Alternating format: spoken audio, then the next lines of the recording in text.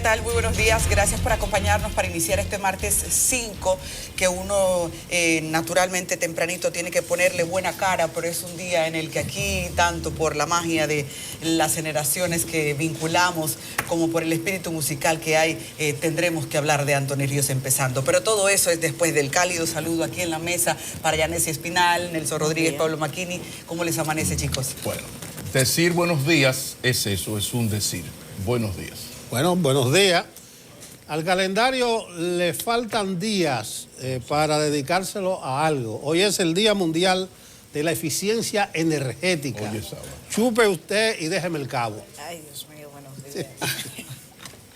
Ay, Dios mío. Yanessi. Buenos días, equipo. Hoy estamos tristes, sí, por la pérdida, por la ida a destiempo de ese gran cantante dominicano Anthony Ríos. Pero hay que seguir trabajando. Bueno, hay 3 días de duelo en Atomayor del Rey. Hay duelo también en el corazón de toda la gente que tiene ese saborcito dejado por esa música. No, pero es que perdura. Hay una cita que creo que es de Cicerón que dice que la vida del muerto perdura en el vivo. Entonces yo creo que Anthony va a perdurar en la memoria del dominicano y es merecedor en este momento de todos los reconocimientos. De los ganaderos, recuerden, pero uno no sabía que el golpe no iba a ser, y fue un golpe grande, y de eso vamos a hablar, lo que ocurrió ayer en la sesión del Consejo Nacional de la Magistratura, sino que Floirán Antonio Jiménez, más bien Anthony Ríos, se nos iba a ir a descansar. Bueno, como información hay que decir que sus restos serán expuestos a partir de las 10 de esta mañana en la funeraria Blandino, y mañana será trasladado a su natal Atomayor, donde, como decía Adis, fueron declarados 3 días de duelo. Los que ponen en duda la capacidad poética de Anthony Ríos. Anthony Ríos tiene una canción que él me lo confesó, que es una canción no de esas que se escriben porque tú sabes escribir y escribes canciones, sino porque él tuvo un gran amor muy imposible, porque vinculaba a una gran amiga, entonces nunca pasó nada. Entonces él le escribió una canción que tiene un verso que dice: ¿por qué me siento tan suyo? ¿Por qué este afán de quererla? ¿Por qué si nunca la tuve me importa tanto perderla? Eso usted dice que es Lope de Vega y lo aplauden, o dice que es de Sabina y le hacen un homenaje. No, era de un muchacho de Atomayor que Joaquín Jiménez Maxwell lo trajo para cantar, le dieron un chancecito en el combo show de Johnny Ventura, y como los grandes, la vida le da una oportunidad pequeña y se crece. Hay que decir que el país entero ha expresado su pesar por la muerte de Anthony Ríos. Los políticos, los artistas están expresando su profundo dolor por la muerte de Anthony Ríos, y desde hoy ya sus restos serán expuestos y en la funeraria Blandino. Así que lamentablemente hoy comenzamos el día y teníamos que hablar necesariamente de este tema. ¿Saben? Pero también... Sí. No, perdón, creí que había hecho una pausa, tranquila. No, perfecto. Que a propósito de lo que está diciendo Yanessi, estamos previo a los premios Soberano. Creo que es un escenario que debe de provocar a reflexión a los agroartistas por la cantidad de artistas que en un momento necesitan. Y digo en un momento porque hay que repetir lo del recurso oportuno, que necesitan ser memorablemente en vida reconocidos. Pero esto fue un tema de conflicto en el caso de Anthony Ríos. Y en una sociedad, esa es una lección. Y otra es que en una sociedad como esta, en la que hay tantos problemas de género, yo creo que hay un importante aspecto en el que él daba lección de vida. Tenía una capacidad de hacer reingeniería del corazón bendita. Entonces, para hombres y mujeres, eso es necesario. Usted tiene que saber hacer reingeniería del corazón. Se fue un amor, haga reingeniería, ame a otro. Pero mira, uno hace las cosas sin pensar que la tragedia le está acechando. Yo le daba seguimiento a la salud de Anthony, yo sabía que estaba muy delicado, pero eso, estaba delicado, estaba en cuidados intensivos, pero nada de pensar en esto. Entonces yo ayer, cuando alguien tocó el tema del Soberano, puse en Twitter: por cierto, si Anthony Ríos no ha recibido el Gran Soberano, bueno sería preguntar a quien corresponda y pueda responderme qué debe hacer o haber hecho un artista para merecerlo. Es una pregunta que es bueno dejarlo ahí. O sea, ¿qué tiene que hacer un artista para merecer el gran soberano? Porque no estamos hablando porque el poeta se come al presentador, al humorista y al actor. Pero fue también, o sea, Anthony lo hizo todo y lo hizo bien. Lo que pasa es que había algo que era escribir y cantar que lo hacía excelentemente bien. Pero a Anthony no le faltó nada por hacer. Bueno, y sobre reconocimientos. No, y aunque lógicamente luzca extemporáneo, ahí está Croarte y Cervecería, un soberano póstumo. Sí, y sobre ¿Y ya pa' reconocimiento, qué? ¿Ya pa' qué? la Cámara de Diputados también aprobó en diciembre un reconocimiento que tenía 2 años dejado sobre la mesa para reconocer la trayectoria artística de Anthony Ríos. Finalmente lo aprobaron en diciembre de este año, pero no le fue entregado. Así que los reconocimientos de Anthony Ríos parece que se quedaron pendientes para después Como de su decía muerte, alguien, lamentablemente. solamente alguien del pueblo en un colmador me dijo eso. Maquinini, nada más hay que estar vivo para ver vainas. Bueno, como Porque hablamos... Perdóname, Nelson, Sí. cuando usted le dice que en la Cámara de Diputados hubo gente que se atrevió a cuestionar el estilo de vida, la forma de vivir de Anthony Ríos para negarle un reconocimiento en la Cámara de Diputados. La verdad es que estar vivo para eso, para ver vainas. Pero Bueno, hay grandezas que son parte de la grandeza, porque fíjense ustedes que Anthony Ríos era un hombre que nunca anduvo reclamando que se le dieran esos reconocimientos. Por su forma de Entonces, vida. tenía una Carajo. mentalidad, al final, míralo, cuando usted se pone a consumir las últimas entrevistas que entregó o que regaló, dicen, no, recuérdenme con felicidad, un tipo con una mentalidad para no estresarte por esas trivialidades. Nosotros tenemos Y esa 10 es la minutos actitud. hablando de Anthony. Aquí ha muerto muchísima gente. ¿Cuántas veces en este programa hemos iniciado y hemos utilizado los primeros 10 minutos para hablar de alguien que haya fallecido? Porque la grandeza no está en los premios, está en la capacidad que tú tengas para ganarte el aprecio de la gente y además de tu calidad artística, tu autenticidad en un país, en un mundo de doblez, de doble moral, de mucha hipocresía. Terrible. No, Habla y ahorita. si nos dejan nos llevamos 35. Gracias. Pero Gracias. hablando Arranca tú, que hay una noticia hablando de un terrible. artista, creo que es muy propio una expresión en ese mundo. Sí. El show debe seguir. Así es, Pablo mencionaba Arranca. ahorita lo del Consejo Nacional de la Magistratura y ustedes ahí tienen comida. Sí, Sí. arranquen. Pues resulta, señores, que ayer el Consejo Nacional de la Magistratura continuó el proceso de evaluación para la elección de 12 jueces de la Suprema Corte de Justicia.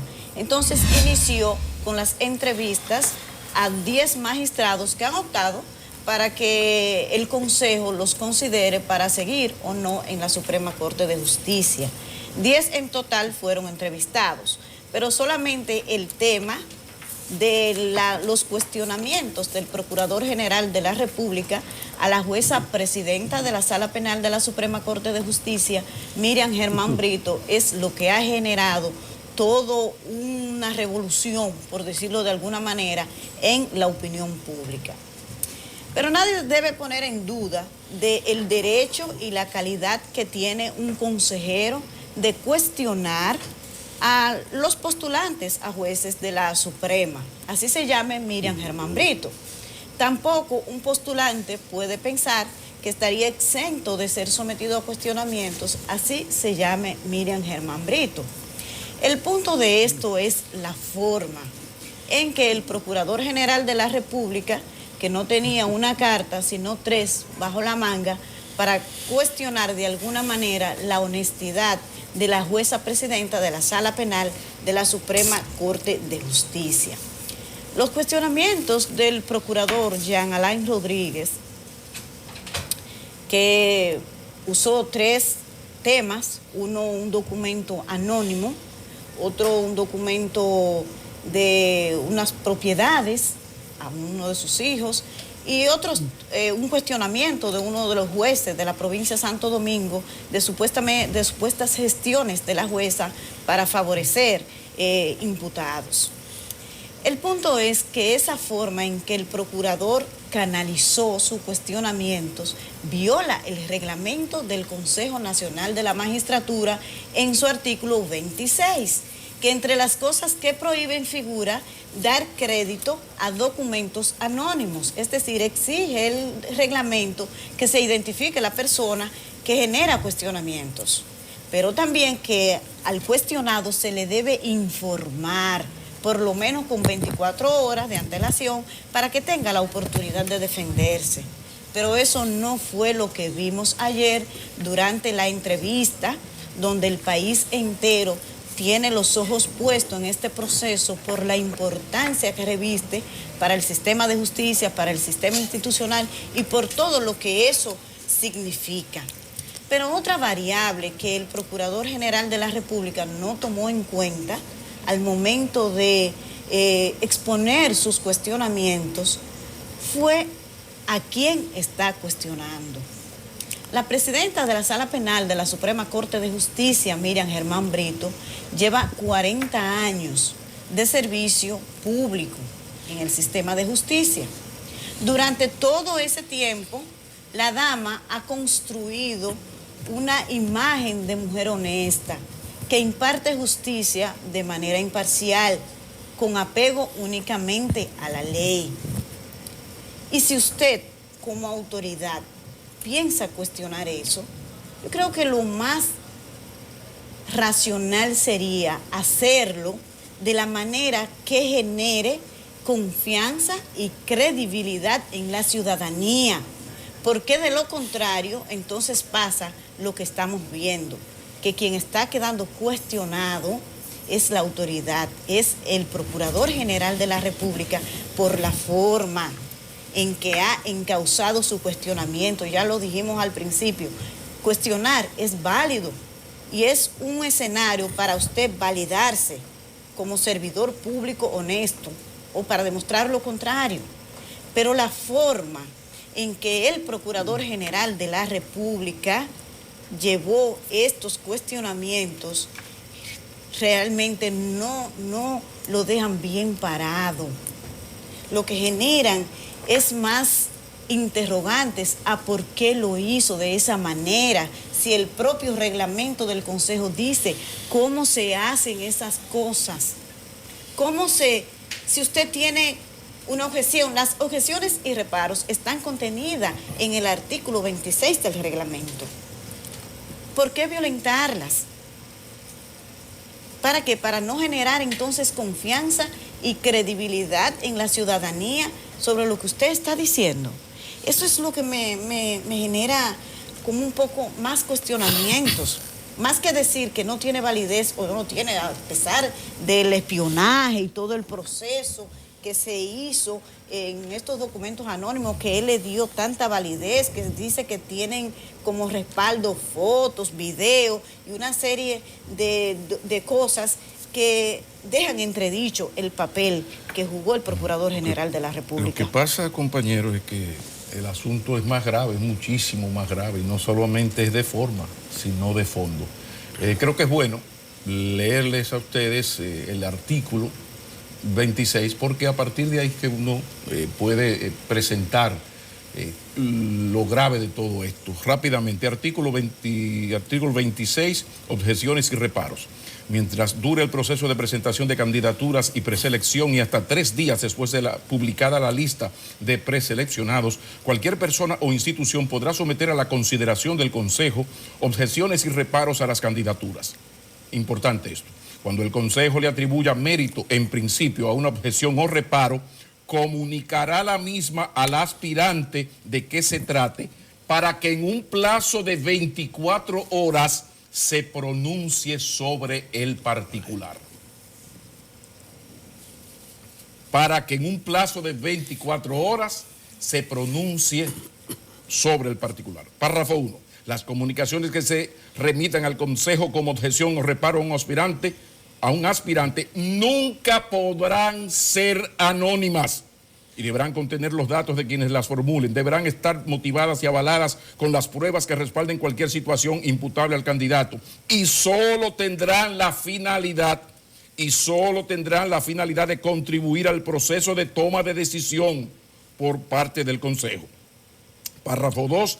Las objeciones y reparos presentadas deberán ser decididas antes de iniciar la etapa de vistas públicas. Ustedes me están oyendo, esto es el reglamento, esto no es una opinión de nadie, es el reglamento. Párrafo 3. Se deberán tomar las medidas necesarias para garantizar que las objeciones puedan ser presentadas bajo los mayores niveles de confidencialidad. Pero parece que los asesores del procurador le recordaron a Goebbels: tú miente, que algo queda. Ahora la verdad es lo menos importante, porque las cosas se dijeron y en esta época de redes es difícil, para no decir imposible, recoger. Cuando usted mira, por ejemplo, cómo a una jueza se le monta durante meses un servicio de caliezaje, de espionaje, para hacer todo esto, tú dices, ¿cómo?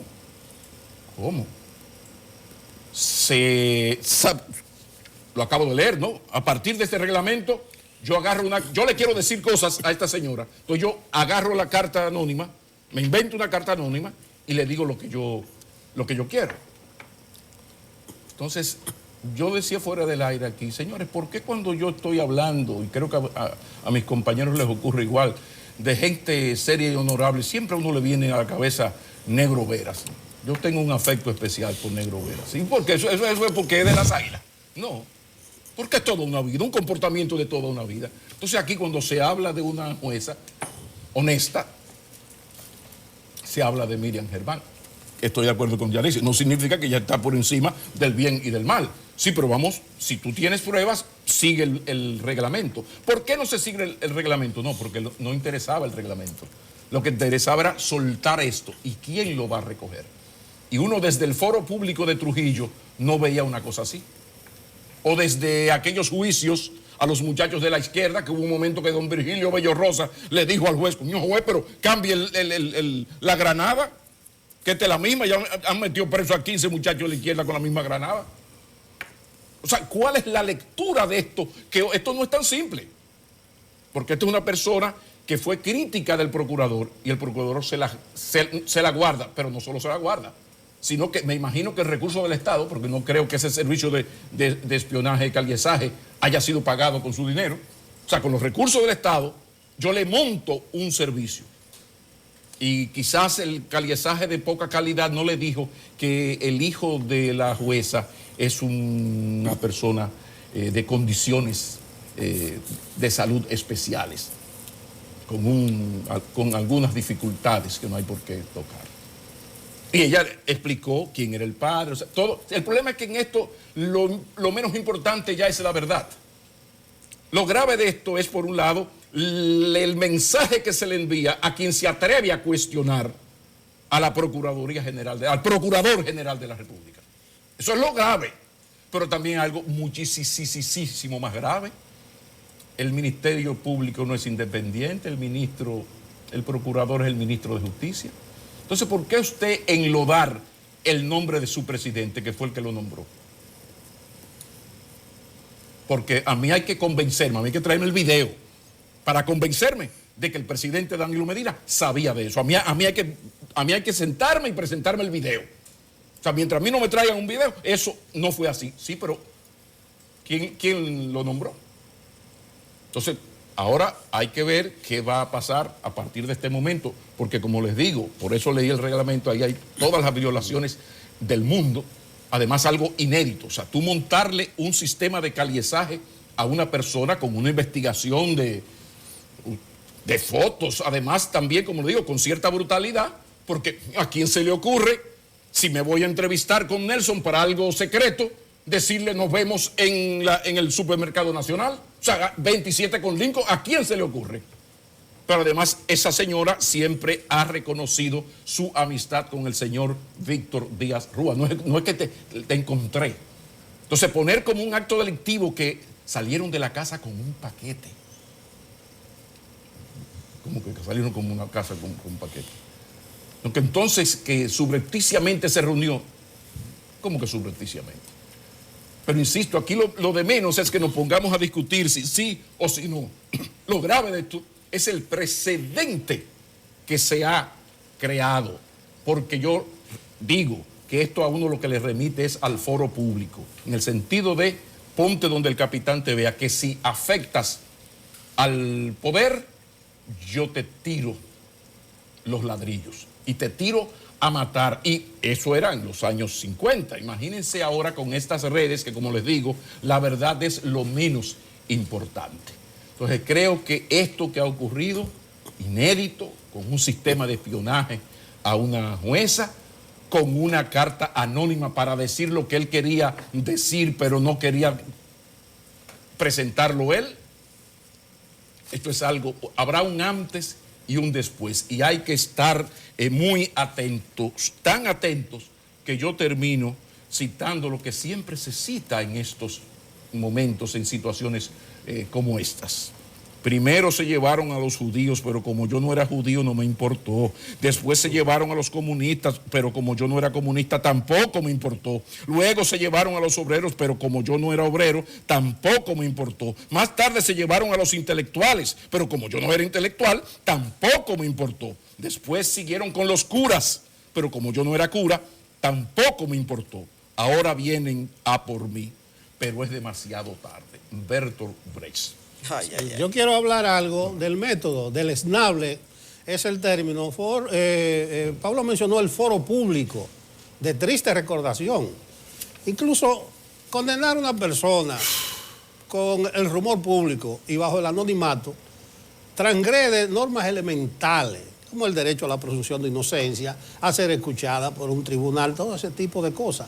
Pero eso del foro público, un método de insidia, de degradación moral, de triste recordación, está instalado en el país, no ayer en el Palacio Nacional, en el Consejo de la Magistratura, sino desde mucho antes. En esta sociedad hay un foro público a través de las redes sociales que hace eso mismo que nosotros estamos criticando. Entonces yo creo que el procurador contaminó el proceso, enrareció el proceso. Yo vi muy bien que todo comenzó con la transparencia que veníamos abogando.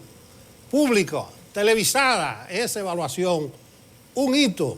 Estuvo en la web de la presidencia, del Consejo de la Magistratura, se pasó íntegra por Radio Televisión Dominicana, no sé cómo se llama ahora eso, 4R. Bueno, se pasó por el canal oficial y en la página del Consejo están ahí todas las fotografías y todos los videos a disposición del público. Entonces, fue un intento de un ejercicio de transparencia. En lo personal, yo no he tenido intercambio con la magistrada Miriam Germán. Quizás en la sala de algún tribunal nos vimos alguna vez, y no porque yo sea abogado, ni nada por el estilo, sino que esa jueza, en los tiempos duros del balaguerato, demostró que tiene el ruedo pesado. Desafiaba a todos los fiscales, y cada vez que le llevaba una izquierdita preso, una cosa, sumariamente, váyase para la calle ahí. O sea, que ha demostrado temple y una integridad que me consta personal en muchos episodios de la vida nacional. Entonces es deplorable eso que haya ocurrido.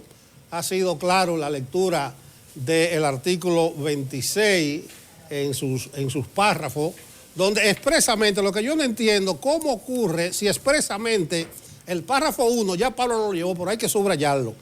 Dice el párrafo 1, las comunicaciones que se remitan al Consejo como objeción o reparo a un aspirante nunca podrán ser anónimas y deberán contener los datos de quienes las formulen. No más un olvido, una confusión. No. ¿Qué pasó ahí? Hay que pensar y verle el trasfondo.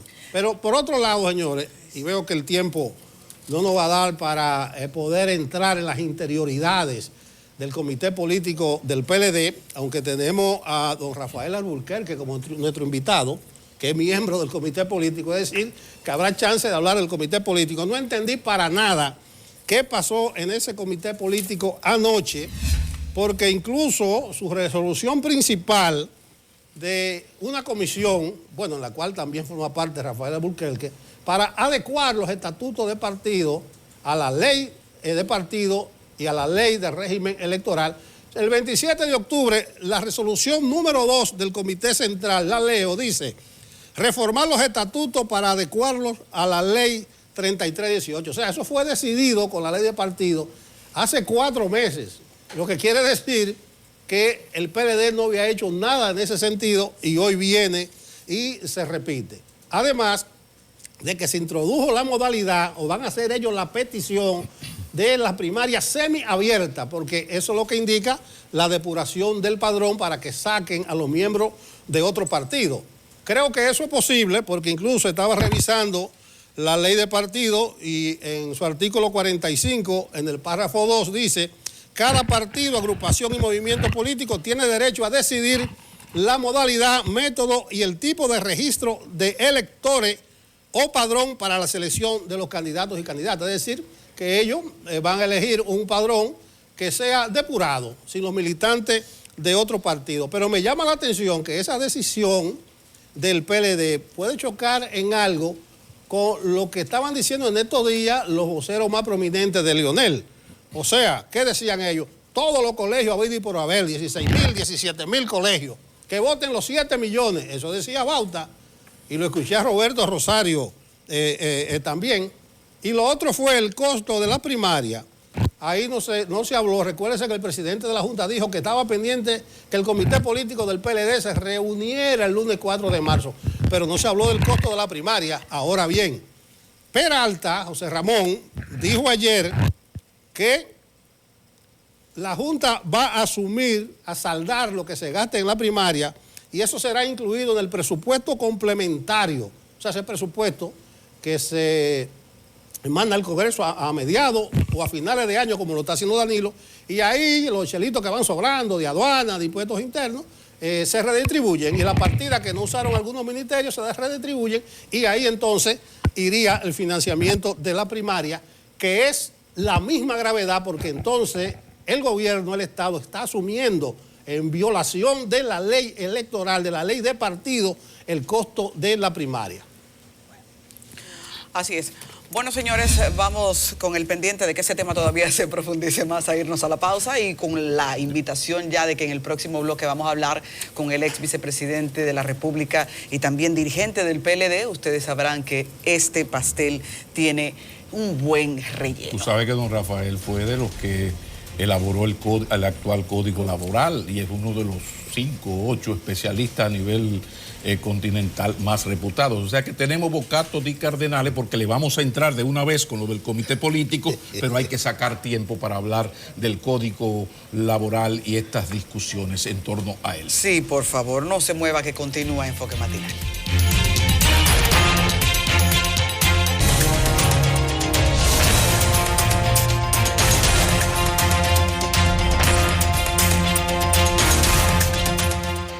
Continuamos en Enfoque Matinal y muy complacidos damos la bienvenida al ex vicepresidente de la República, miembro del comité político del PLD y uno de los grandes estudiosos del derecho laboral, creador, redactor del actual Código Laboral. Todo un placer recibir al doctor Rafael Alburquerque. Bienvenido, doctor. Muy buenos días y muchísimas gracias. Es un placer tenerle por aquí. Vamos a comenzar por la reunión del comité político. A ver si usted nos da una actualización. Lo de anoche. Lo de anoche, sí.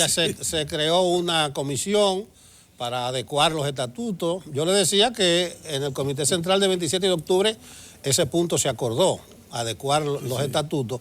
Pero además está una nueva modalidad, que es primaria semiabierta, porque sí, se segregan del padrón de la Junta los militantes de otros partidos, va a ser semiabierta. Y eso creo que contraviene con algo que ha estado diciendo los voceros más conspicuos del expresidente Fernández, de que se haga con todos los colegios electorales, que se haga con los 7 millones. Parece que ahí podría haber algún tipo de diferencia. No, de ninguna manera. Lo primero es fue muy armónica la reunión. A mí cuando me invitaron al programa, le dije, bueno, va a depender de que no termine a las 5 de la mañana la reunión del comité político, terminó a las 10 de la noche, desde las 7:10 que comenzamos. Pero era una tarea pendiente, porque en el comité central en octubre se había acordado que había que, por un mandato de la propia ley de partidos políticos, que se debería ajustar el estatuto de un partido a la nueva ley. Bueno, en eso vino también la discusión, el debate de la ley electoral. Nos pareció prudente también esperar la ley electoral Bueno, y ahora al reunirnos, pues se nombró una comisión, incluso incluimos no solamente miembros del comité político, sino al senador Victoria Yep y al diputado Henry Merán, porque ambos legisladores tuvieron en la discusión de la ley, presidieron comisiones para la elaboración de la ley electoral y de la ley de partidos políticos. Entonces nos pareció conveniente incluirlos para poder ajustar los estatutos a la nueva legislación. Entonces esa comisión ya fue nombrada anoche y tiene que trabajar. En principio soy parte de esa comisión, podemos rendir informes a más tardar el 1 de abril, que es la próxima reunión del comité político, pero podemos hacerlo antes y en ese caso se convocaría antes al comité político. Respecto a la cuestión de las primarias abiertas, ese fue el segundo tema de la agenda y se inició, vamos a decir, con una pregunta que yo llevé y para que me la respondiera Monchi Fadul, que es el representante nuestro ante la Junta. La pregunta era la siguiente. Mire, compañeros, quisiéramos saber lo siguiente. El 6 de octubre son las primarias. Hay 5 partidos de los 27 que van a participar en primarias ese día. Está el PLD con primarias abiertas, el PRD con primarias abiertas, pero solo para la presidencia, el PRM con primaria cerrada, Alianza País y Opción Democrática. La pregunta es la siguiente. Yo voy a mi mesa a votar y soy militante del PRM, vamos a poner un ejemplo. Voté por el PRM. ¿Puedo votar por el PLD? O sea, ¿el doble voto es válido o solamente puedo votar por uno de esos 5 partidos? Y entonces, bueno, primero Monchi Fadul, después llamamos a la reunión a Danilo Díaz, que es nuestro delegado técnico, y ahí quedó claro. La situación va a ser la siguiente. Si usted vota por el PRM, como va a ser un voto computarizado, usted va a decir, no, yo quiero votar por el PRM, entonces el programa le va a decir si usted está inscrito en el PRM, porque ellos van con su padrón, con padrón cerrado. Entonces, en ese caso ya usted votó y no puede votar en el PLD. O sea, prácticamente los miembros del PRM quedan prácticamente, bueno, si votan excluidos del padrón del PLD. Otro aspecto también importante que lo discutimos anoche y que tendrá que ser aclarado por la Junta es el siguiente. Yo soy del PRM, pero al llegar a la mesa digo, no me interesa votar por el PRM, puedo votar por el PLD, porque el PLD va con el padrón universal, con el padrón de la Junta. Entonces, eso se discutió, no está previsto en la ley, la Junta no lo aclaró en el reglamento, entonces le hemos dado instrucciones, bueno, eso tiene que ser aclarado. Porque usted es del PRM cuando usted vaya, usted está en el claro, del PRM. Y ya no puedo votar entonces por los otros partidos, ni por el PLD, ni por Opción Democrática, ni por el PRD. Entonces, es lo que yo preguntaba, ¿hay doble voto? ¿Es posible el doble voto? Entonces, ambos delegados, tanto Monchi como Danilo, me dijeron, no, eso está claro, no puede haber un doble voto ese día. Queda otra cosa pendiente, ese es ya más difícil de controlar. El resto de los partidos no va el día 6, va el último domingo de octubre y van en asambleas de delegados. Bueno, y si un reformista que no va el 6 de octubre votó el día 6 por cualquier partido, después puede votar a finales de octubre. Nada de eso lo contempla Nada de eso está aclarado. ¿Por qué esta ley? ¿Qué le parece a usted? Que usted de eso sabe mucho. Como que parece que esta ley de partidos tiene como muchas lagunitas. No solamente lagunas, hay contradicciones. Por ejemplo, te voy a poner una. La Junta Central Electoral dio una resolución diciendo que la Opción Democrática y la Alianza País no podían ir en coalición porque la ley de partidos prohíbe que usted pueda hacer coalición la primera vez que usted va a elecciones. La ley electoral lo permite. No. La ley del régimen electoral recién aprobada. Recién aprobado lo permite, o sea que hay una contradicción entre las dos legislaciones. Pero cuando ellos legislaron en la ley electoral, ya habían aprobado la ley de partidos. Pues, ¿Y qué está pasando? Se le fue ese gazapo. Pero antes de continuar, ayer ocurrió algo, doctor. Pero entonces, Sí. por eso lo que hemos pedido es una aclaración a ver qué va a pasar. Ok, pero antes de continuar por ahí, vamos a seguir con el PLD, pero creo que es importante el paréntesis para preguntar sobre lo ocurrido ayer en la evaluación de los jueces de la Suprema Corte de Justicia en torno al enfrentamiento entre el procurador y la jueza Germán. Mira, bueno, aparte de las violaciones primero violaciones al propio reglamento del Consejo Nacional de la Magistratura, violaciones a la propia Constitución de la República, porque usted no puede someter investigación a una persona violando los derechos fundamentales, los derechos humanos. Una investigación tiene que tener un sustento judicial. Aparte de todo eso, me parece un espectáculo denigrante, de mal gusto.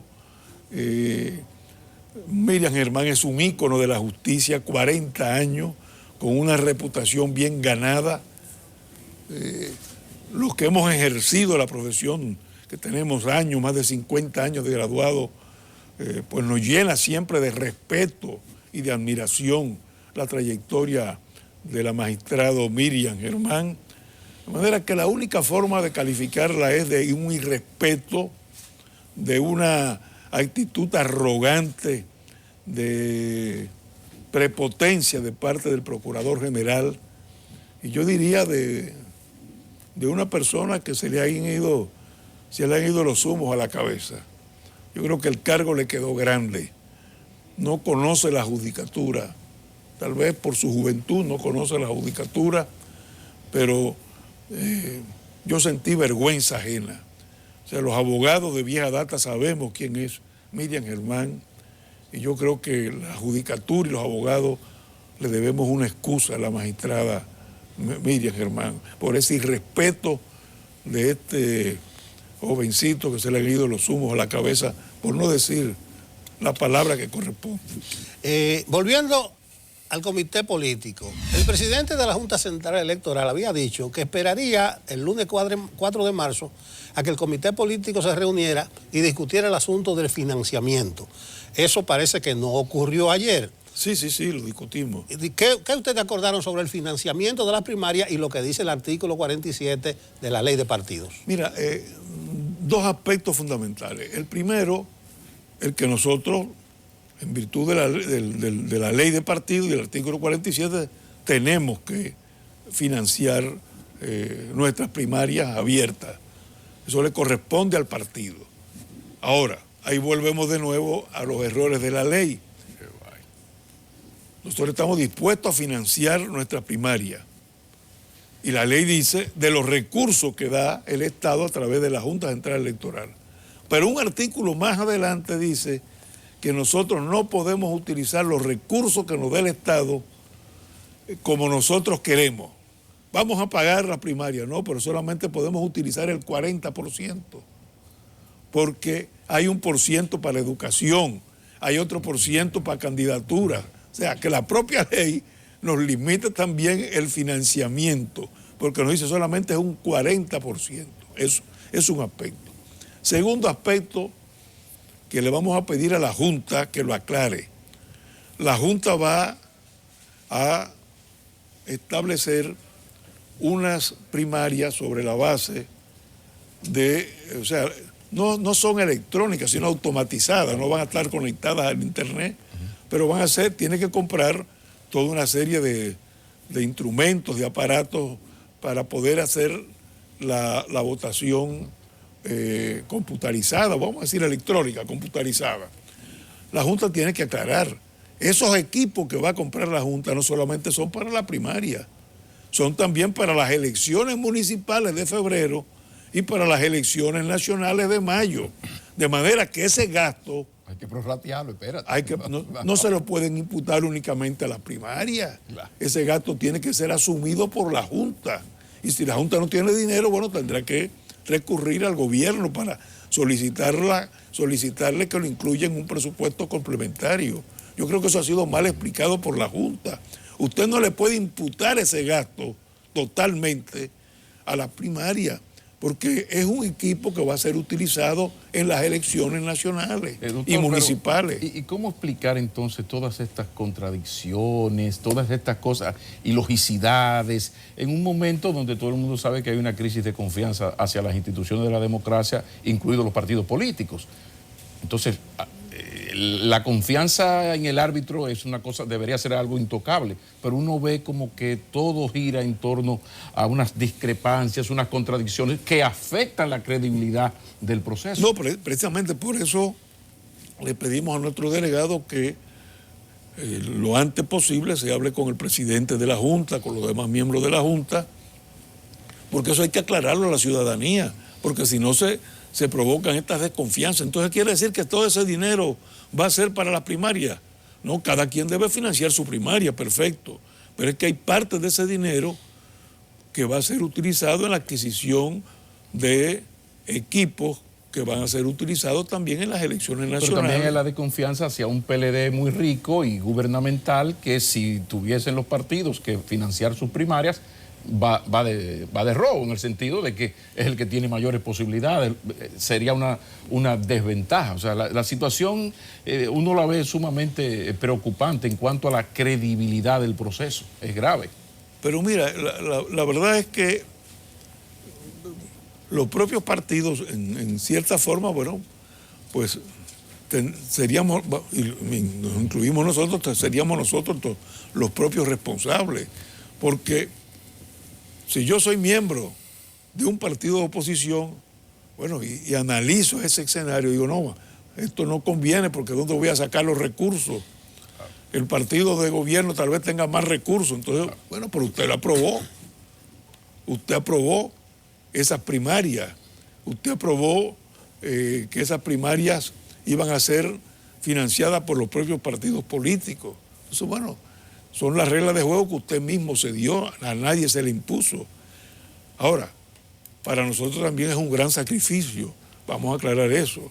Aunque somos partidos de gobierno, no estamos financiados por el gobierno, recibimos igual que recibe el PRM, el PRD y el Partido Reformista. Creo que usted entendió lo que yo quiero decir. No, yo entendí. Un partido que está gobernado desde el 2004, no más preguntas, magistrados. No, yo entendí, pero quiero aclarar, no es que a nosotros nos va a dar el gobierno. A nosotros nos da la Junta Central Electoral la misma cantidad que le da el PRD, al Partido Reformista y al PRM. O sea, no nos repartimos sobre la base de votos, incluso, porque el PLD podía decir, no, venga acá. Nosotros sacamos mayor número de votos, a nosotros nos corresponde mayor recurso. No, todos los que sacan por encima del 5% reciben la misma suma. Bueno, vamos a ver si podemos salir del PLD. Estamos hablando con un PLDista histórico, con su experiencia, vicepresidente de Lionel, se ha mantenido cerca, pero desde fuera, desde la grada, estamos viendo a un PLD tumultuoso. Y a diferencia de episodios anteriores, se están provocando heridas que tal vez sean difíciles de retañar. Incluso, José Ramón Peralta dijo ayer que el problema son las heridas, porque acusando a los seguidores del expresidente Fernández, a una herida, cuando está por cerrarse, le abren otra herida. Y él decía como que así no es posible. ¿Cuál es el futuro inmediato que usted ve en el PLD con tantas heridas? Mira, lo primero, y es una respuesta, si se quiere a través tuyo, a través de este programa, a José Ramón Peralta, bueno, si es posible, ellos tal vez, cuando digo ellos me refiero al sector que representa a José Ramón Peralta, entienden que han recibido heridas. Del otro lado, del otro sector, también se entiende que se han recibido heridas. Lo que yo planteo es que la unidad del partido, del PLD, es fundamental para mantenerlos en el poder en el 2020. Y que si queremos mantenerlos en el poder a partir del 2020, tenemos que tener dos virtudes que son fundamentales. La tolerancia frente a los compañeros y compañeras que no comulgan con nuestros propósitos o nuestras argumentaciones, y en segundo lugar la contención. Uno tiene primero que ser tolerante frente a la opinión de los demás y la contención de saber que hay muchos aspectos, sobre todo cuando usted está en el poder, que usted tiene que saber que el poder tiene límites, que hay que ejercerlo con cierta prudencia y restricción. Ahí hay que poner una crítica tanto a Leonel Fernández como a Danilo Medina, que no son capaces de callar, frenar sus termocefálicos, y habla además de ambos lados, que viven echándole cocorícamo. Pero, doctor, ¿qué fue de aquel acuerdo de 15 puntos que hizo posible el apoyo a la modificación constitucional para hacer posible la repostulación del presidente? ¿En qué está eso? Porque eso estaba como muy bien organizadito. Fírmame aquí porque entonces yo necesito blindarme para que no me saquen chivo para el 20. ¿En qué está ese acuerdo? ¿No se habla de eso en el comité político? Mira, ¿ese acuerdo? en la reunión de anoche, bueno, no se discutió eso, obviamente, pero, no, yo sé que no. Pero queda muy claro para nosotros, queda muy claro de que las diferencias que ha habido y la lucha que se ha sostenido, para nosotros es una lucha por el respeto a la Constitución de la República y el respeto a ese acuerdo. Nosotros creemos que si se respeta la Constitución y ese acuerdo, no hay mayores problemas. ¿Y no se ha hablado de eso en la reunión del comité político nunca? Porque aquí hay un acuerdo, yo tengo un acuerdo que dice No, ABCD. de eso no se ha hablado, pero vendrá el momento oportuno para hablar. Y eso es lo importante. La unidad del PLD se sustenta en un respeto a la Constitución y respeto a ese acuerdo. Yo creo que con eso, pues, es posible cualquier discusión más adelante, cualquier conversación más adelante, no habría ningún problema. Pero tiene que pasar necesariamente por el respeto a la Constitución, que es la lucha que nosotros sostenemos en estos momentos. Hay que respetar la Constitución, porque la Constitución es la base y el sustento de la democracia, es el límite al poder, y luego el acuerdo que se firmó en el 2015. Bueno, si eso se mantiene, pues no hay ningún problema, y yo creo que al final, mediante conversaciones, un diálogo abierto y franco, pues nosotros seguimos hacia adelante y estamos seguros que ganamos en el 2020 y en la primera vuelta. Usted habla de más adelante, pero es que el tiempo apremia. Incluso la misma ley electoral y su reglamento dice... De eso hablamos anoche. Que el 7 de junio hay que presentar ya el asunto de la cuota del 20% y de las alianzas. Eso es 3 meses. Bueno, de eso también hablamos. Y ustedes se reúnen cada 4. Sí. No, está feo. No, y ahora tenemos que reunirnos mensualmente, porque el 7 de junio, bueno, se inicia la precampaña, hay que presentar también el 20% de las reservas, o sea, con los partidos aliados, y a más tardar en agosto tenemos que tener inscritos los precandidatos, que lógicamente en una precampaña, que ahora va a ser limitada, de junio a octubre, bueno, si tú presentas precandidaturas en agosto, prácticamente no vas a hacer precampaña. O sea, estamos hablando junio, julio, agosto, septiembre, 3 meses de precampaña solamente. Pero si lo eligen en agosto, va a ser solamente un mes de precampaña. Bueno, por lo menos el presidente Medina dijo que este mes de marzo él va a decir. ¿Qué expectativa tiene usted personalmente? No, eso debería ya que preguntarle al presidente Medina, al compañero Danilo. Él se tomará su tiempo. ¿No? Así, pero que el tiempo apremia.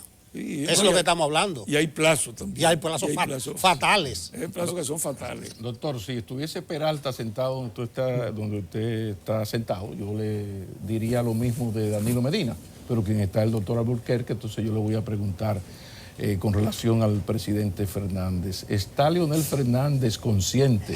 Atención Peralta, dile esto mismo al presidente Medina. ¿Están conscientes ellos de que sin unidad salen del poder? ¿Que no hay posibilidad de victoria en primera vuelta por lo menos si no hay entendimiento entre los dos grupos? ¿Leonel Fernández lo tiene claro?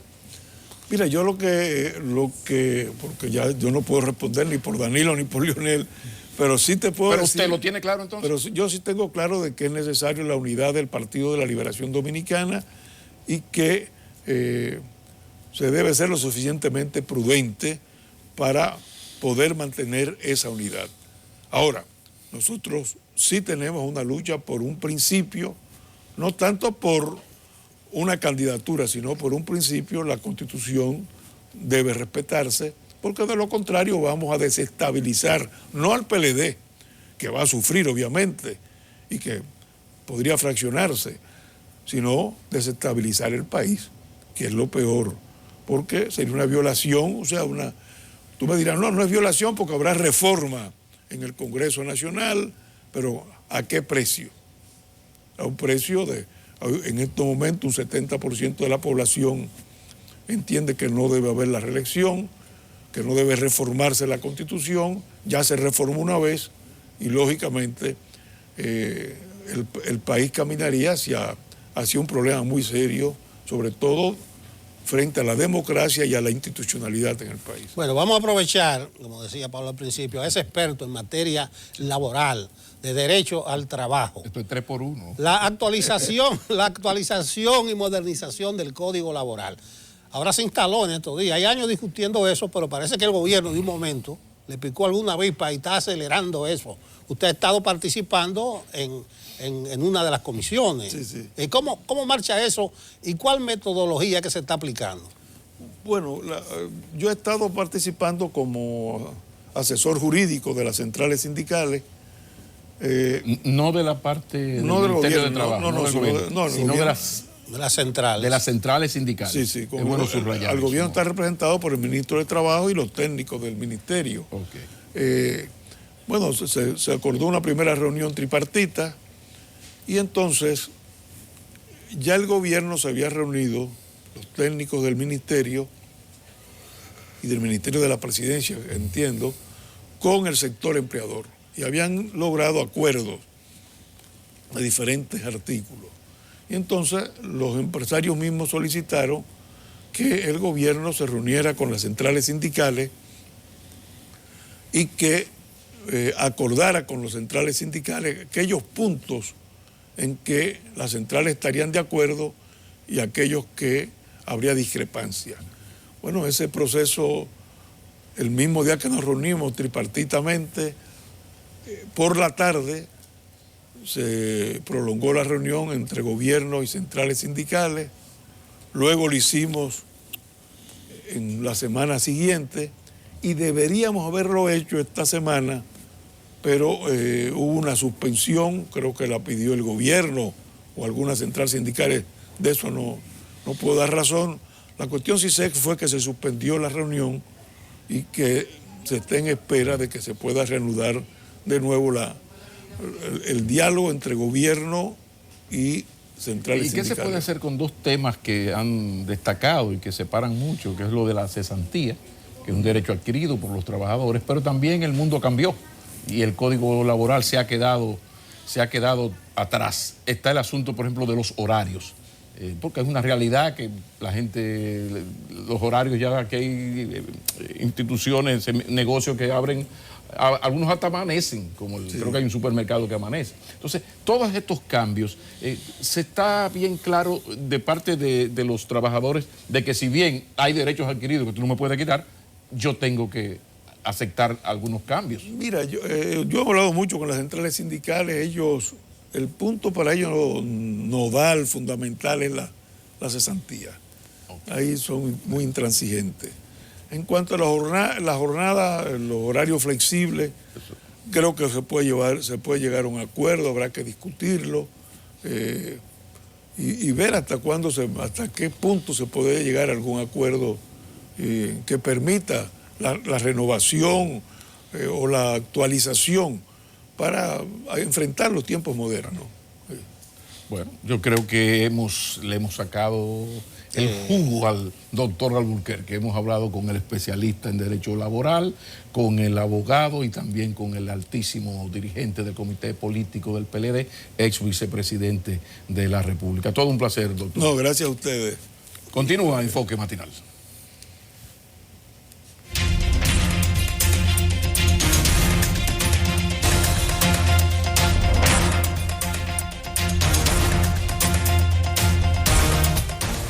Hola, ¿qué tal? Muy buenos días. Gracias por continuar con nosotros en Enfoque Matinal. Ahora vamos al semáforo de las noticias. Y cuidado, porque a la gente le gusta saltarse las luces del semáforo. Si lo hace con las informaciones del día, puede tener efectos secundarios. ¿Cuál es la noticia roja para este día? Fíjense ustedes, tenemos que hablar de que las estaciones de meteorología en el país, que tenemos cerca de 50, mantienen un monitoreo por el tema de la sequía y hay un diagnóstico nada favorable. Por lo menos durante el primer trimestre de este año vamos a seguir hablando de una sequía. Estamos en una condición estacional que dispondrá tanto para la línea noroeste como para el suroeste, que ese pronóstico siga afectando los intereses de la agricultura y también de la vida de la gente en sentido general, porque imagínense lo que significa el agua. Nuestro cuestionamiento para este día es la economía de las granceras a propósito de una estación de sequía. En los últimos años hemos visto cómo prácticamente todas las gestiones del Ministerio de Medio Ambiente han dispuesto que se elimine el trabajo de las granceras en ríos. ¿Qué hacen las granceras en ríos? Buscan roca, buscan arena, buscan gravilla y se genera en base a eso toda una economía. Pero el precio de esa economía es que nos estamos quedando sin ríos. Cuando estamos en una temporada en la que hay que hablar de cambio climático, hay precios que tiene que pagar una sociedad, precios que tienen también un costo político, pero que definitivamente impactan la vida de la gente. No menos de 30 granceras están en el país trabajando en los diferentes ríos. Ríos que como el Nizao, el Bajabonico de Puerto Plata, los vemos ante nuestros ojos desaparecer y todas esas comunidades diciendo las autoridades se mantienen indiferentes. Y esto sí que merece una luz roja, porque estamos, señores, en sequía. Para los que no saben de datos, hemos tenido en los últimos años sequías que como la del 2009-2010 han tenido costos tan altos para el presupuesto dominicano que cuando se cuantifican tienen un precio mayor que lo que hubo que pagar por el huracán David. Eso es lo que no se ve. Lo que no se ve es que la sequía tiene un costo que tiene que salir a subsidiar el país. Bueno, la excusa perfecta para quienes argumentan y discuten este asunto es que si se eliminan las granceras, también encarecerían los precios de materiales de construcción. No. Hay que buscar otras alternativas que no sean en ríos. No se trata de eliminar la búsqueda de materiales. Se trata de que estos no comprometan el recurso del agua sin el cual no podríamos vivir. Y en estos tiempos, ¿quién pone el freno a la economía de las granceras en tiempos de sequía? Vamos a la luz amarilla. Vamos a hablar de la amarilla porque la Confederación Nacional de Trabajadores Dominicanos ha estado pidiendo que el gobierno aclare en qué condiciones se cerraría el Instituto Dominicano de Seguros Sociales. Tenemos un Instituto Dominicano de Seguros Sociales que sin dudas en los últimos años ha representado un déficit y no ha llenado las expectativas de salud que buscan sus pacientes. Pero eso también tiene una realidad. En esa declaratoria que el presidente ahora hizo en su discurso recientemente y que pone en manos del Congreso la disolución definitiva del IDSS, no se habla del costo que deben de pagar los empresarios que durante años han evadido la ley. Sí, estamos hablando de un pasivo que representa no menos de 4.000 millones de pesos, según la misma Confederación Nacional de Trabajadores Dominicanos. Así que ese vacío, ¿quién lo llena? Podríamos decir que la atención de salud, que también refieren ellos, puede tener alternativas. El gobierno tiene cómo resolver el tema de la salud a través de los hospitales. Pero la pensión de trabajadores que durante muchos años no cotizaron porque sus empleadores no lo hicieron evadiendo eso. Es un relativo y muy importante tema que hoy nos merece la luz amarilla y que necesita ser respondido por el gobierno, porque ahora esto desataría un sinnúmero de protestas. Y no se trata solo de las protestas, se trata de la vida de la gente. ¿Cuál es la luz verde?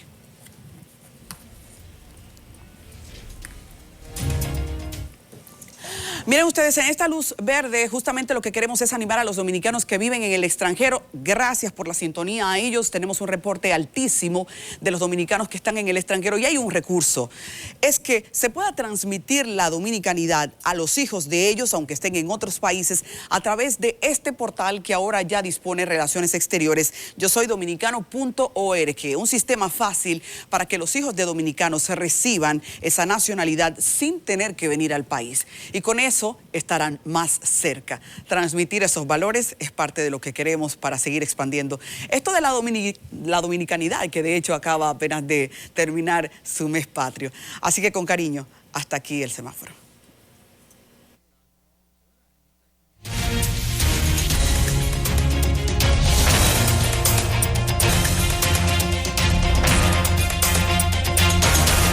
Gracias por continuar con nosotros en Enfoque Matinal. Y ahora sí que vamos a hablar de un tema súper interesante y que siempre afecta a mucha gente.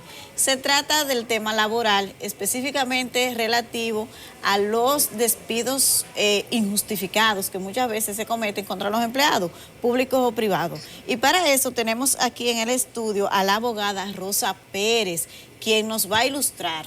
Rosa, ¿qué podemos hacer cuando usted es víctima, ¿verdad?, de un despido injustificado? Bienvenida primero a Enfoque Matinal. Muchísimas gracias, me siento muy tranquila, me siento feliz de poder compartir el día de hoy con ustedes y también con la teleaudiencia.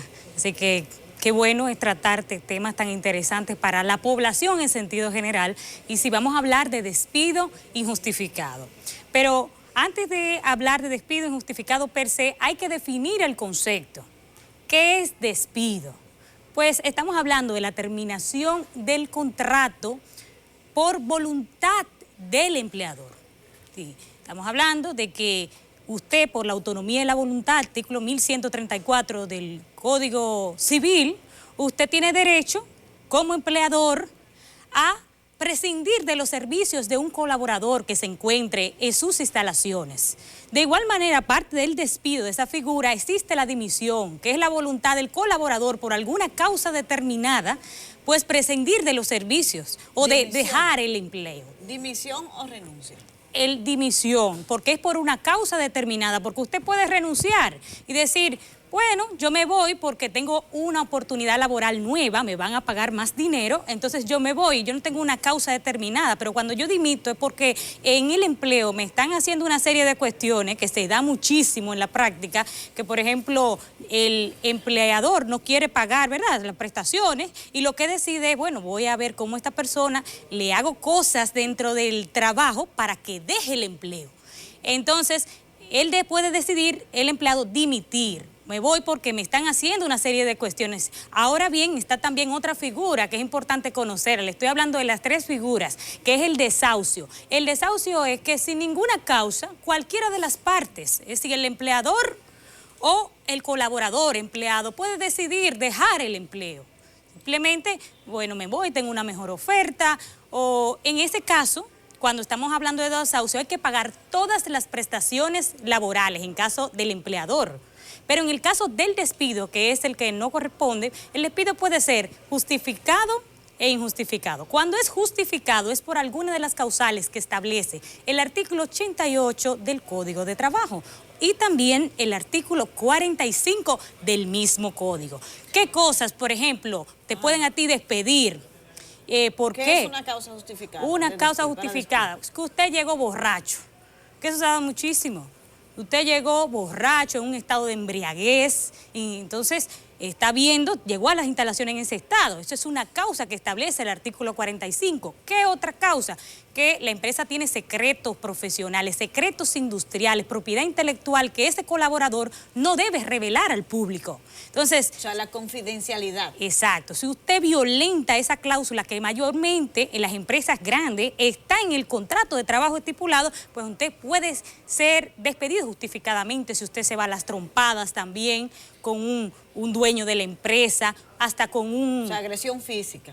Exacto, agresión física, riñas con una persona, también un compañero de trabajo. ¿Y las discusiones Exacto. que se dan a veces, que no impliquen quizás solamente agresiones verbales, no físicas, esas también están en esa cláusula? Sí, también están, porque usted tuvo una disputa con un compañero de trabajo que en un momento determinado puede que interrumpa las labores tradicionales y normales de la empresa. Entonces usted tiene que tener cuidado con ese tipo de causal. También si usted deja el trabajo por 2 días seguidos y usted no informa, usted abandonó, entonces se entiende que usted abandonó el trabajo y por lo tanto, claro, el empleador es importante que cumpla con las causales o los procedimientos establecidos en el Código de Trabajo y presente al Ministerio del Trabajo que esa persona por 2 días consecutivos no fue a trabajar. Entonces, esas son algunas de las causas. Las justificadas. Ahora los despidos injustificados. Sí, los despidos injustificados, viene al caso de que usted dice, ven acá, pero yo chequeé el artículo 88, ¿qué fue lo que pasó? Que a mí me han despedido, vino aquí un inspector del trabajo, yo estoy cumpliendo con los requerimientos. ¿Qué hacer ante esto? Yo considero que he estado cumpliendo óptimamente con mi trabajo. Cumplo perfectamente. Entonces, ¿qué hacer? Usted va al Ministerio de Trabajo, en principio, para usted calcular sus prestaciones laborales. ¿Por qué? Porque hay muchos empleadores que lo que quieren, que si tiene 20 años en la empresa, 10 años en la empresa, va a tener que pagar muchas prestaciones laborales, si tiene 10 o 15 años. Entonces, buscan alguna causa determinada para despedirlo sin pagar las prestaciones laborales. Entonces eso se da muy frecuentemente, pero también se da del otro lado, del lado del colaborador, que hace una serie de artimañas para que como tiene 20 años, él consiguió una nueva oportunidad en el trabajo, él la consiguió, pero él quiere que le paguen sus prestaciones y está renunciando sin causa justificada. Entonces, eso se da de parte y parte. Pero, ¿qué hacer en cuanto al despido injustificado? Usted va a calcular las prestaciones. Inmediatamente, usted debe contratar a un jurista, a un abogado especialista en derecho de trabajo que incoe o que demande en los tribunales de la República por despido injustificado en un plazo de 2 meses. Es decir, que usted no se puede ir por ahí y después, 3 meses después, aparecer diciendo que quiere demandar, porque la ley le da un plazo fatal para usted demandar, si es por despido injustificado, que son exactamente 2 meses. Entonces, en ese tiempo el abogado va a hacer ya sus procedimientos. Si se demuestra en los tribunales de la República que hay un despido injustificado, tenga usted por seguro que a usted se le va a pagar cada una de sus prestaciones laborales, que son vacaciones, estamos hablando de la participación de los beneficios de la empresa, estamos hablando de la cesantía, el preaviso, se le va a pagar también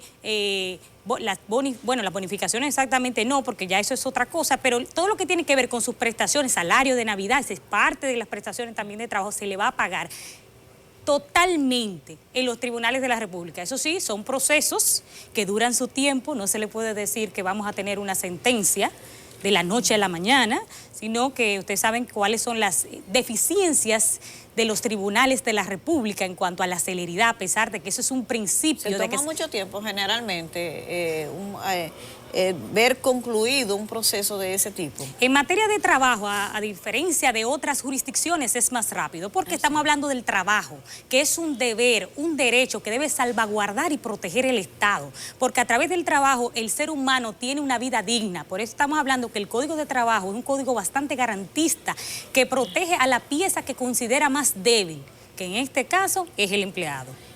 Son muy comunes los despidos injustificados. ¿Qué tipo de información de la cantidad de casos que se registran ustedes manejan? Sí, son bastante comunes, porque especialmente cuando estamos hablando que la carga en cuanto a prestaciones laborales, que se ha solicitado que se quiten ciertos derechos para la parte empresarial, como es el tema de la cesantía y del preaviso. Es bastante común porque una empresa pequeña, una pyme, una microempresa, que le paga a un trabajador 20,000 o 25,000 pesos y después resulta que tiene 5 o 6 años en la empresa y cuando calcula que tiene que pagarle 200 y tantos de miles de pesos, como esa empresa no tiene un fondo de reserva para casos de despido, porque lo ideal es que usted tenga un fondo de reserva o en este caso que tenga crédito para usted entonces, si tiene un empleado, poder entonces pagarle su prestación y sus derechos adquiridos. Entonces es bastante común, los tribunales de la República están abarrotados de casos que bien en el peor de los casos pueden durar hasta muchísimo más, porque si es una empresa poderosa y tiene los recursos para recurrir luego en apelación y agotar todas las instancias del proceso, estamos hablando que un proceso laboral puede durarte 6, 7, 8 años. Sí. Sí, ahora bien, hay casos que bien se pueden resolver 6 meses, he tenido casos que lo hemos resuelto en 6 meses, en 8 meses, porque los tribunales laborales tratan de darle prioridad y celeridad por el tema de que con ese dinero, ese señor y una familia dominicana se sostiene. Al principio, cuando usted hacía referencia a que si a usted siente que como empleado ha sido víctima de un despido injustificado, usted contrate un abogado. Pero no todos los trabajadores tienen la capacidad de pago para sustentar un costo de un abogado. ¿Cómo es eso? ¿No hay en la defensoría los tribunales no le dan esa posibilidad a las personas? Sí, en el caso de usted me plantea defensa pública. Ajá. Mire, en este caso yo le recomiendo a un especialista en el área, porque un defensor o un especialista en penal no es lo mismo porque hay que vivir el día a día, ¿verdad? Para conocer cómo funcionan los procesos en los tribunales. Si usted sabe de derecho de trabajo, de derecho comercial, por ejemplo, nosotros nos dedicamos a derecho comercial y de trabajo, esas son las áreas. Entonces, es bueno que usted busque un especialista, pero usted no va a tener problema. ¿Por qué? Porque el abogado trabaja por el 30% de honorarios profesionales. Y muchas veces, si la persona no tiene dinero, lo que hace es que dice, mira, yo voy a cubrir los gastos del proceso, si las notificaciones, todos los procesos, y al final tú me vas a pagar mis honorarios profesionales y también me vas a pagar pues los gastos, porque en tu momento determinado tú no tenías para cubrirlo. Entonces, eso se estila. En materia de trabajo, no se preocupe. Si usted busca un abogado y el abogado entendió que el caso vale la pena, porque es importante también buscar una persona que le diga, mira, esto te conviene, por lo menos que pondere el caso y que te diga, mira, sí, de verdad ahí se reputa un despido injustificado. O si no se reputa, que también te diga, mira, no hay despido aquí, lo que podemos obtener son los derechos adquiridos, vamos a demandar por los derechos adquiridos. Una cosa importantísima es, antes de recurrir al abogado o al Ministerio de Trabajo, usted puede negociar con su empleador. Si su relación fue óptima, fue una relación en principio que ambos decidieron acordar y ambos han tenido beneficio de ese fruto de esa relación de trabajo, usted puede acercarse directamente al recursos humanos, al departamento. Mira, yo de verdad entiendo esta causa no me parece justificada, dame mis prestaciones laborales, que tú sabes que yo tengo 10 años trabajando contigo. Se ha dado y ha sido posible en base a esa negociación, sin recurrir a abogados y al Ministerio de Trabajo, que le han dado sus prestaciones de trabajo. Sí, o sea, hay acuerdos entre las partes, se ha logrado eso. Claro que sí, y puede que en el proceso, en el transcurso, pues se llegue a un acuerdo. Me ha pasado que en los tribunales, que la empresa hace una oferta, mira, de 300,000 pesos que había que darle al empleado, yo te estoy ofreciendo 250,000 pesos. Entonces, si el empleado entiende que sí, que la oferta es justa, en el mismo proceso ya se inició la demanda, pues entonces si se hace un acuerdo, se le descarga a la empresa de esa responsabilidad y le entrega los 250,000 pesos, y eso fue que acordaron. Es decir, que se puede dar también acuerdos en el lapsus de la demanda o el proceso laboral. Señores, hemos conversado sobre el derecho laboral, específicamente sobre los despidos injustificados y lo que usted tiene que hacer si es víctima de una de estas situaciones. Con ello hemos conversado con la abogada Rosa Pérez. Ya hemos terminado esa entrevista. Queremos agradecer tu participación en Enfoque Matinal y a ustedes pedirle que continúen con nosotros porque aún hay más contenido. Gracias.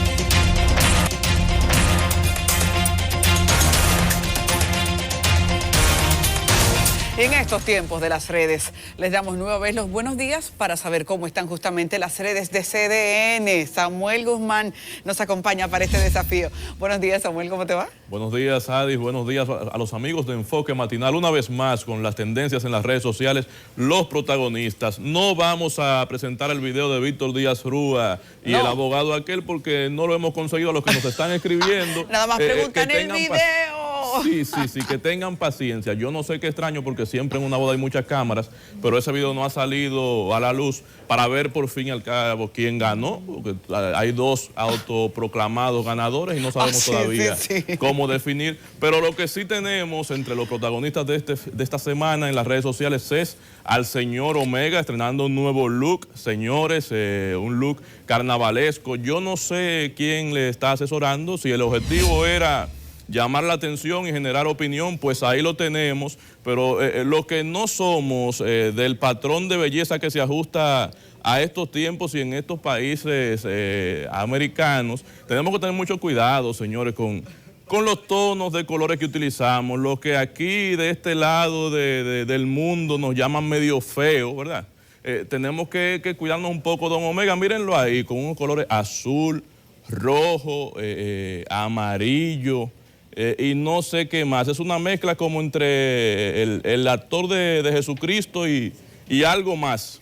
Algo más. No sé ustedes cómo lo ven. Yo me reservo la opinión. Pero ahí tenemos a Don Omega protagonizando un nuevo estilo al toque del carnaval, aunque el carnaval ya está pasando. Bueno, falta el de Santo Domingo Este, todavía hay otros más. Contenido, las tendencias en las redes sociales, nos veremos pronto. Si tienen el video de Víctor Díaz Rúa, por favor, me lo consiguen.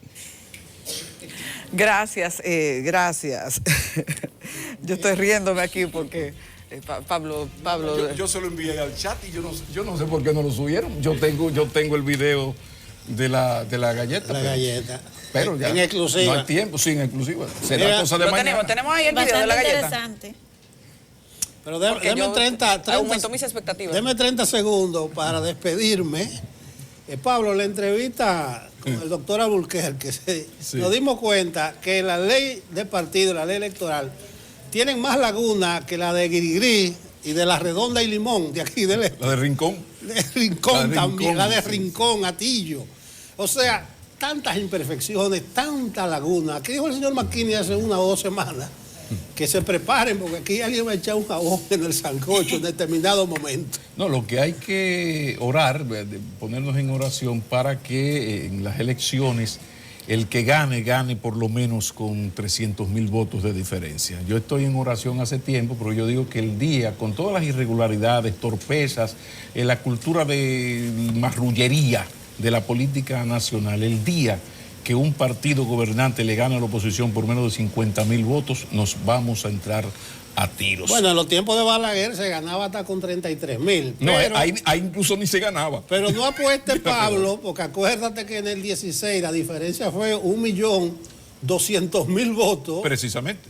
Y hubo inconformidades. Precisamente. O sea, si yo te gano con 1.200.000 votos de ventaja y tú ni siquiera todavía hoy me has reconocido, ¿qué va a pasar el día si el PLD, por ejemplo, le ganase a un gran frente por 15.000 votos, con este nivel de marrullería, de cosas como que tú no entiendes? Espérate, o sea, que tú apruebas una ley de partidos y semanas después apruebas el régimen electoral que tienen una serie de contradicciones. Me metes ahí lo de las primarias, pero al mismo tiempo, como decía el doctor Alburquerque, me distribuyes el dinero que me vas a dar y dices que tengo que ser yo. O sea, hay una serie de cosas extrañísimas que a uno le mueven sobre todo a eso, a preocupación el día en que en un proceso electoral, el partido gubernamental, el que sea, le gane a la oposición por 10.000 votos.